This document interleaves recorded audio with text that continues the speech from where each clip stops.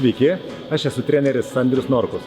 Mano manimu, vienas iš prasmingiausių trenerio darbo tikslų yra ugdyti fizinį raštingumą ir bazinius judėjimo įgūdžius, be kurių neįmanomas ne tik dalyvavimas sportinėje veikloje, bet ir didėja galimybė gauti traumą, atliekant tiesiog buities judesius kasdienėje veikloje.